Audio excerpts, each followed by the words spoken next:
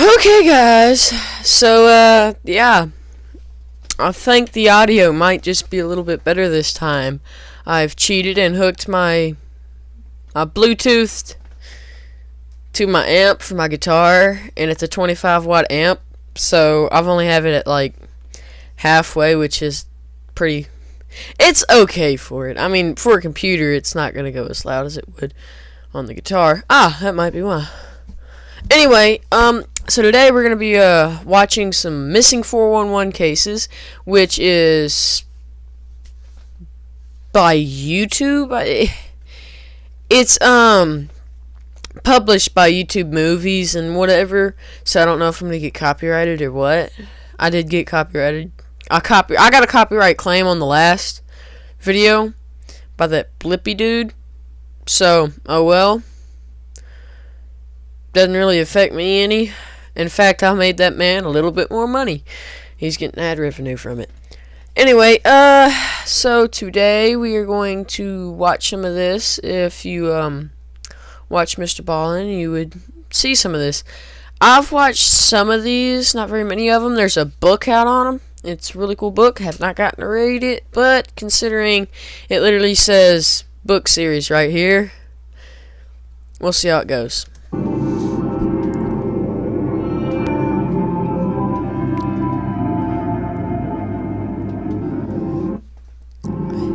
My internet's slow today. Really slow.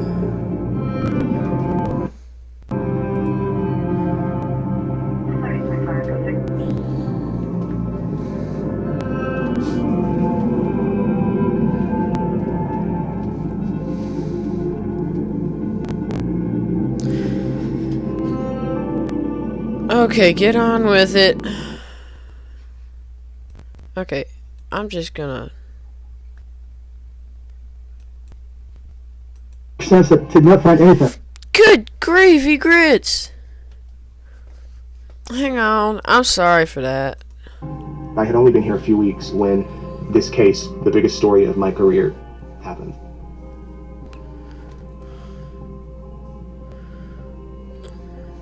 It just didn't make sense that did not find anything. Footprints, pieces of flesh, pieces of clothing. I'm gonna turn subtitles on for y'all. Well, it's troubling. You know, I got, members of my search and rescue unit that aren't sleeping too well. So, I think this kid went missing. This kid went missing in some... Yeah, that forest. This is a small town in Idaho called Ledor. Oh, that might be the problem. Hang on. Yep, that's definitely the issue. I had my video sped up. It's remote. Your cell phone is going in and out. You're on a gravel road at first, but then it turns very rocky. And when I say rocky, I mean big boulders. You could drive maybe 5 miles an hour and that's safe. I'm just gonna stop that there. If you're driving over big boulders, no family goes out to camp with a camper or something behind their vehicle or whatever. We're driving over boulders. Okay, whatever. And it's just the rocky. It takes a long time to travel the short distance from the town of Ledor to the campground. Hang on. Well, once you leave the pavement, I think it's a little over 7 miles of a pretty rough road. Once you reach the campsite to where they were at, the Timber Creek campground, it kind of just dead ends.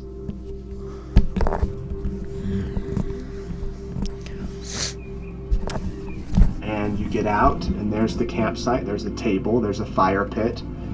10, 20 feet away, there's a steep hill that goes to the creek. It's a combination of willowy, swampy creek bottoms, steep hillsides, some of them sagebrush, some of them timber, a lot of rock. It's easier that way. They arrived at the campground late on the evening of July 9th, Thursday evening. It was Almost stopped them there. If y'all are getting into YouTube, I guess, or if you're having any problems with Shoot, if you got a GoPro, they have this little fail-safe type thing where you'll be recording for a long time, and then all of a sudden it'll cut your video into sections without you pressing anything. And you have to merge all those videos together, and I've been looking for an app to do that for quite some time. Finally found one. I believe it's called Power Director, but if you're having that problem, they can do everything you need. They cannot edit any thumbnail type stuff, so I got PixArt for that. Anyway, those two apps, all you really need. It was very late. It was dark. They say they instantly went to bed. From day one, law enforcement told us that all of the people at the campsite were considered persons of interest just because they were simply there. Dior Sr. and Jessica Mitchell, the parents of young Dior, grandpa, Jessica's grandpa, and another man named Isaac Renwand, who was a friend of grandpa, who apparently at the last minute decided to go camping with them. It was dark when they got there. Dior said they parked the truck, parked the trailer, and the Suburban. Isaac pitched his tent. They got Grandpa settled in the camp trailer. They slept in the back of the Suburban. Got up the next morning, and then he realized how rural it was. You know, they were basically at the end of the road. Thought it was a pretty safe place. You know, cliffs on all the way around. Not really any way for him to get out. You know. And he went missing. The next morning, July 10th, Friday, they wake up. They're hanging around the campsite. They had gone into Ledor to the store because Jessica needed feminine products. They went in there and they bought, just that stuff and then some candy and stuff for little man. Jessica goes to the bathroom as the boy's being loaded up, and they return to the campground. So when they get to the campground, this Isaac and the grandfather, Bob, said, "We got some fish," and he showed the fish to Dior, and Dior supposedly says, "I don't believe you caught those fish in the stream there. I can't believe it. Show me where you got them." I don't know if that's any better. So Jessica and Dior, with this Isaac, go towards the creek, which is maybe 100 feet away. They say to little Dior, "Do you want to come with us?" According to law enforcement, little Dior follows them for a point, but then turns around and goes back. The parents continue on assuming that Grandpa is watching Dior. And Jessica tells me she keeps looking back over her shoulder to make sure the little boy's not following them. And when she was confident he wasn't following, they went to the two spots along the creek where they supposedly caught the fish. Well, they went down there probably 10, 15 minutes, and then they saw minnows. And they were going to go back to camp and get little man because he loves fish. Like, he loves bugs, stuff like that. And so they went back up there, and Dior looks at Bob and says, "Where's little Dior?" And Bob says he was right here. "Where's little Dior?" And Grandpa said, "Well, he's right there." Of course, he's not there. Grandfather claims he didn't go inside his trailer, but I believe he did. Police say that Isaac Renwand at this time is down at the creek fishing. They say they panic. They do a search of the immediate campground. They look wherever they can. Craziness started. They started yelling, they started searching. They searched for about 15 to 20 minutes. No sign of him. Dennis decided they better call 911. It's a remote area. You can't get cell phone service. Jessica says miraculously she got a signal. My 2-year-old son, we can't I find hope him. the audio. Dior hops in his truck, goes down the road to see if he can get better service. Both of them are on the phone with 911 at the same time. My son's missing. Can you help us? And then it's just all been chaos from there.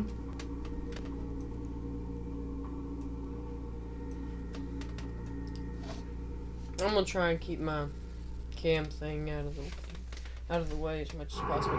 It's a girl four-wheeler, Honda.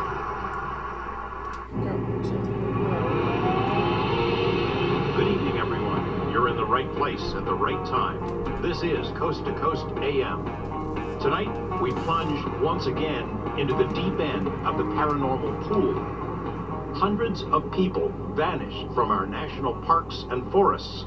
Some right under the noses of parents or family members. Well, you also gotta think, these are vast forests, I mean, it's easy to hide in them, but disappearing like that, that's a little more difficult. Now, something that can happen if it's a really small child, which looked to be weighing anywhere from 40 to 50 pounds, therefore, some birds can pick that weight up. They could have picked him up, flew him maybe, 300-400 feet, got close enough to the ground where it didn't hurt him any when they dropped him, and he just got up and walked away. And there's no telling what happened. He just walks and walks and walks, and probably midnight comes. Some horrific things happen in the woods, and next thing you know, he ends up, unfortunately, a pile of bones, which is horrible, but that could be the simplest thing of happening. But in the state that I live in, there has been quite a few stuff like this happen, but pretty much every state in the country has this problem. I mean, shoot, kid has been walking on a trail before, and then poof, out of nowhere, gone. Searchers find her a few days later, and then I don't know, crazy stuff happened. Under very unusual but very similar circumstances. Dave Gladys, welcome back to the program. Well, thanks for having me, George. All right, Dave, I want to jump right into this. Dior Kuntz, 2 years old. I mean, you were a cop. If you were investigating this case, abduction is one of the least likely events, right? I would probably say yes. And the reason for that is that the family was in a campground deep into the mountains. There was one very rocky, rough road going in and the same road out. If someone would have driven into that area, you would think that the family would have heard them. And if they would have walked up to the campsite, they for sure would have been seen. It's like in so many of the other cases, it's like he's plucked out of the sky. It's like just snatched out of the sky. That case is very reminiscent of a case that happened decades earlier, just outside of Estes Park, Colorado. I swear, Colorado, so many good hiking trails. I love hiking. I hike quite a bit. Hike at least 4 or 5 times a year. Colorado. Lots of enduro trails, lots of mountains, lots of wild wilderness. Everywhere. So incredibly easy for someone to get lost in all of that. Too easy, in fact. Premature babies are commonly kept in the neonatal intensive care unit, or NICU, where healthcare providers look after the baby. Ads. I hate ads.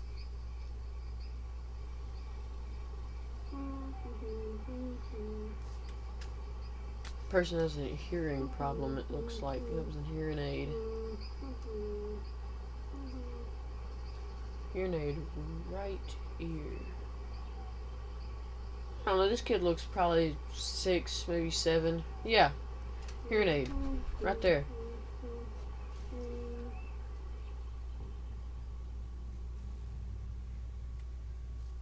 $1958 in Rocky Mountain. Age 10. Okay.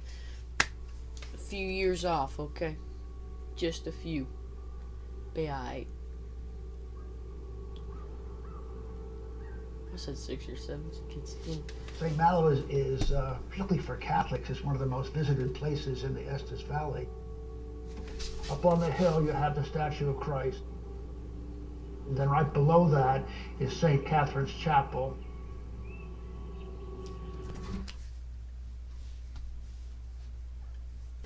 I strongly believe in God, and I strongly believe that Jesus is my Savior.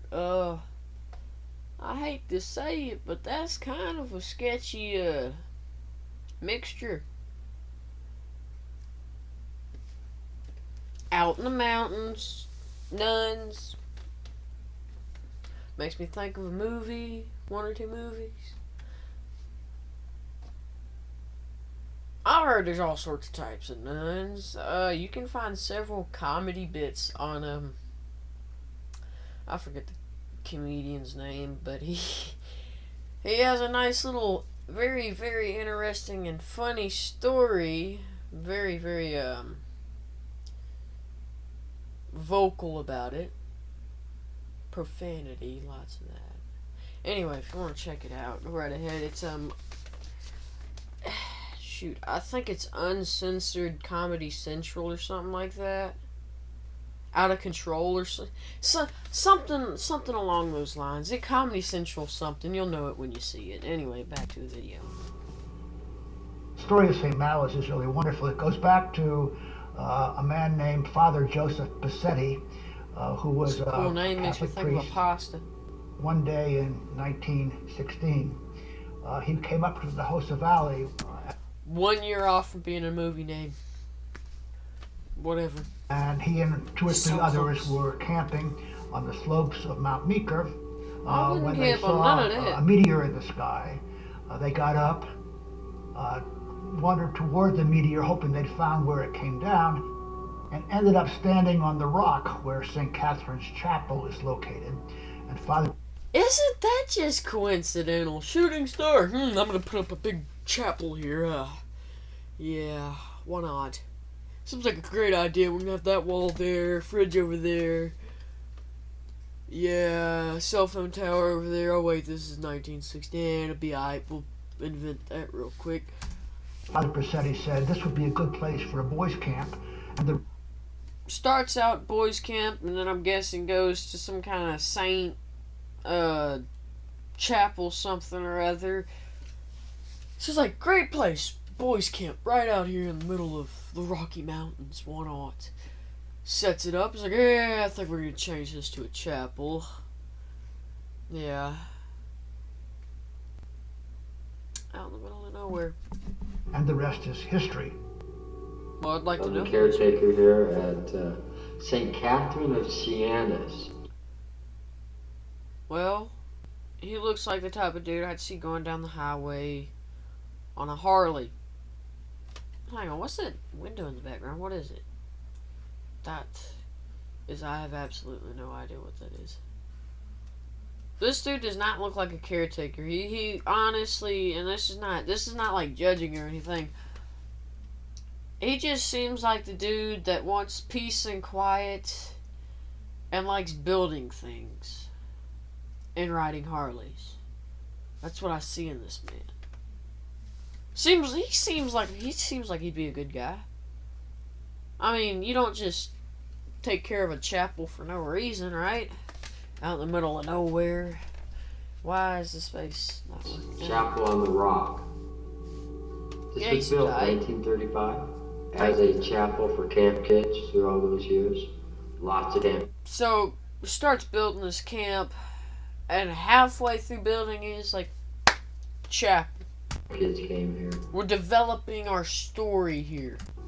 Don't remember what I said 5 seconds ago. In 1973, I came up here and became a camp counselor at Camp St. Malo and loved the outdoors. This woman don't even look old enough to be doing that. What was she, like 16-year-old counselor? I mean, hang on. Here and became a camp. You cannot tell me this lady does not look like she's probably late 50s, early 60s.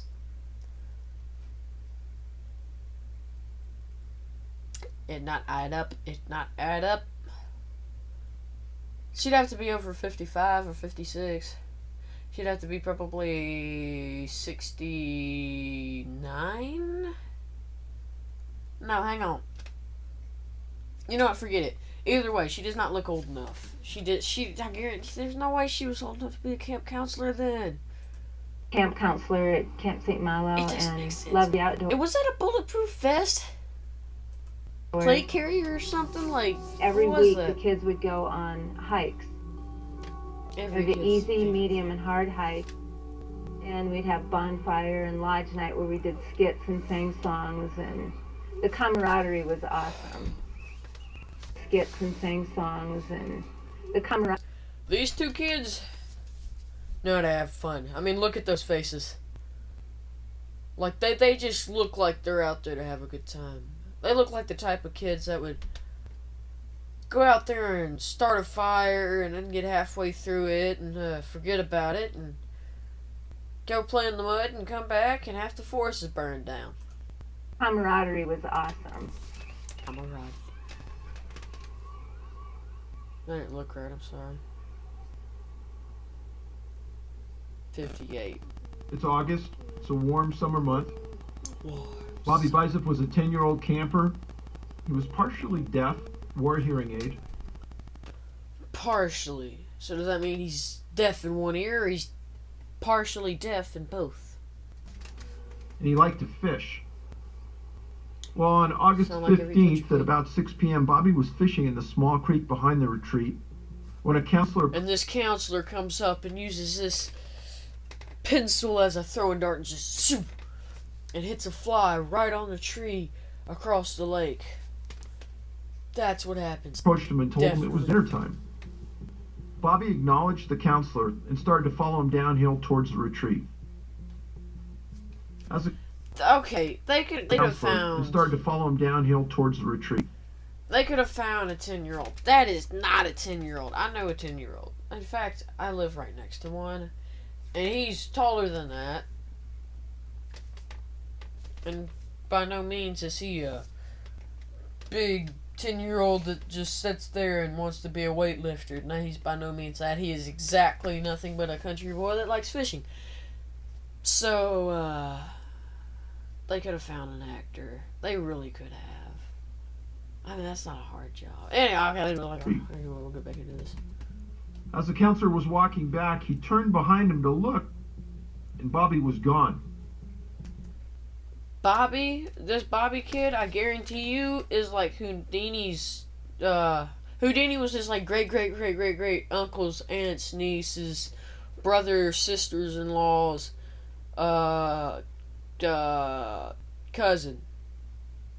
cousin's friend. That's who Houdini was to this kid. And I guarantee you, he got some lessons from Houdini. The only problem is I have no earthly idea when Houdini was around, so I am probably way off on the time frame. Screw it. Anyway, this kid straight up dipped. And just pulled a Houdini. Probably jumped and went real high up in the air. Grabbed onto a branch and held on for dear life. I'm losing my mind, I swear. Love those trees, though. And that's when the search started. Luscious. St. Malo Retreat and the summer camp is right on... You mean to tell me, the counselor turns around. Huh, where's the kid go? Huh, I guess not. Yeah, I don't know where he is. Let's just... Yeah, we got a missing kid. How do you know he's missing? Well, I turned around, he wasn't there. Well, how long did he follow you? Like we should just start looking for him. That what this dude did? Just goes missing for 5 seconds and he's already calling the whole freaking on the border army. of Rocky Mountain National Park. Within 4 days, over 400 searchers from the National Park Service, local sheriffs, volunteers, and SAR experts. Officials were difficult to understand how Bobby could get lost because it's straight downhill on a very defined trail to the retreat. Back to my other explanation. Eagle or something came down and just flew off with him. During the height of the search, the Civil Air Patrol dropped 5,000 leaflets over 200 square miles, which were telling Bobby that his parents loved him and they needed him. Okay. One effective search method, I'm guessing. On August 25th, the formal search was terminated after a 9-day effort. 9 days of searching. Wow. Now, there were 3 counselors that were looking for Bobby that entire time, and the following year they returned. And one day they walked up the side of Mount Mika right through the boulder field, about 2,000 feet up from the retreat, and saw a hearing aid and bits of clothing. They found Bobby Bicep's remains. Boy, ain't that just a heck of a way to be found. I'm right back to my explanation, I guarantee. And they found him in a ravine up on the face of Mount Meeker, which is right here along Cabin Creek. He was in the ravine that they had searched at least 3 times the year before. He probably just fell down right there or something. Make no mistake, Bobby could not have been lost. Uphill to Meeker is an exhausting and treacherous hike in spots. Downhill to the retreat is dinner and an easy hike. You mentioned that Bobby is hearing impaired. When you look at the big picture and the number of cases That's not going to make a difference if he's impaired, though. He's probably about to say that you have investigated, the fact that he's impaired, it's almost as if that's one of the factors on why they're targeted. And George, that's an interesting point. It seems as though an abnormal number of these people disappear with some type of physical impairment or genetic. I better not go hiking in like a place like that anytime soon. I'm dyslexic. They're gonna straight up like aliens are gonna come down and just beam me up like Star Trek style. Deficiency. And I'll be playing Star Wars. So Bobby's Wars. case happened August 15th, 1958. These go back decades, but even today it's happening as we speak.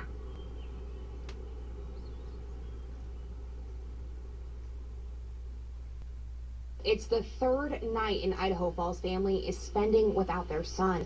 More than 10,000 man-hours have been put into trying to find a missing toddler in Lemhi County. A lot of facts didn't add up. I don't know. The day before It's a disappearance that has many scratching their heads. 10 miles west of Ledor, this campground was the last place anyone saw 2-year-old Dior Kuntz Jr. Child that age. What if this entire time he just had an invisibility power and he just went invisible and he's walking around and nobody sees him? Yeah, I know I'm crazy. 75% of them are found within 0.4 of a mile of the place last seen. And you look at the and yet, unfortunately, that's not how these are going, huh? I wonder why. I wonder what could possibly be happening. Is there any explanation for this? Is there any reasoning behind it? And if it's aliens, which it definitely isn't, possibly. I don't know, maybe E.T. came out of woodworks and just shot one of those nets at him and beamed him up. I don't know. What do y'all think? Aliens, ghosts, abduction by some other animal or something like that? What do y'all think? Anyway, guys, I think we're going to end this video here. It's definitely an interesting concept of missing 411 cases. Anyway, if y'all want me to find some of these and watch some of these, react to them, I guess, please do. Some of these haven't been as graphic as a lot of them can be, thankfully. So, anyway, I will see y'all later. Hope y'all are having a beautiful day. Subscribe and like the video, which is something I really need to happen. Anyway, I will see y'all later. The terrain is extremely rugged, but not the button I meant to press.